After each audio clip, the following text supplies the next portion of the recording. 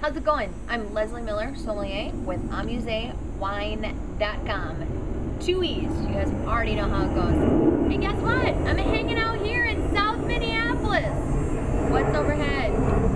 I live near the airport. What can I say? It gets kind of loud from time to time. Most importantly, though, I'm sitting in Minnesota where it is hot as Hades.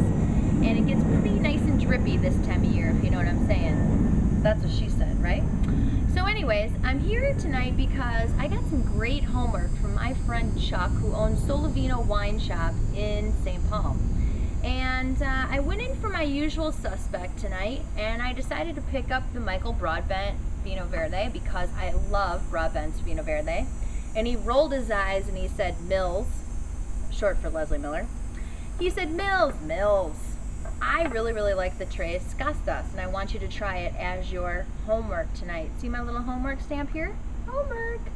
Homework, not a bad deal when you're a sommelier, right? You get to drink wine as homework. So let me tell you a little bit of something about Vinho Verde. Vinho Verde, folks, not the grape, right? So we're talking about Spain and Portugal. See this cute little green region over here? Vinho Verde, which literally translates into green wine, young wine. Most Vinho Verdes are meant to be drank within a 1 year period. The wine that I originally went in to go buy was Michael Broadbent's Vinho Verde. What I like about it is that it's fresh and kind of appley and really fun, light, easy to go with a lot of different cheeses. I love it with goat cheese, and I also love it with some salted almonds. However, when Chuck sort of twisted my arm with my homework, I thought, you know what, I'm going to check them both out tonight side by side. We're only talking about 9 to 11% alcohol, so I could actually easily polish off both bottles and still be fine to carry on with my evening.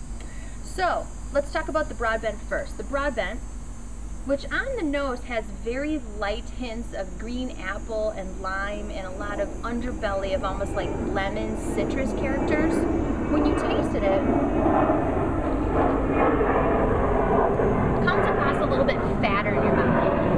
It leaves kind of a heavier, almost kind of almond pasty on the underside of your palate. I like it, but I realized that it actually lays a little bit fatter than what my friend Chuck likes. So Tres Castas is, on the nose, is a little bit floral, has big, round, kind of cantaloupe smells to it. Really nice and kind of big and voluptuous almost on the nose. That little hint of citrus in there still, but it's like a mandarin orange sort of sneaks up on the nose. However, the palate is fresh, it's bright, it almost has a little bit of a minerally character to it. I have to say, at the end of the day, I like them both. This is a little bit more bright on the palate, so a little bit more sunshiny, a little bit more happy, but again, you get a little bit of that kind of gargling gravel feel to it, which I love. At the same time, the Broadbent, still one of my go-to favorites. Love it. Both of these wines on the shelf, I mean, you're talking like 10, 11 bucks for either one of these, and I think you're going to end up with a pretty good pick. Vinho Verde, great for the summertime. We're talking about a blend of different white grapes, but really when you get into Portugal, El Verino, which as we know in Spain is El Verino, El Verino takes on kind of a large part of that portion there of Portugal, and is a great grape for really enjoying with friends and family if you want to just kind of zip into your night with appetizers. A great way to beat the hot summer heat and drink 2 bottles at once without getting hammered. Thanks for joining me tonight with AmuseWine.com. Visit us at the Crush Pad on Amuse's website, and we'll see you later for more tidbits on wine. Thanks for joining.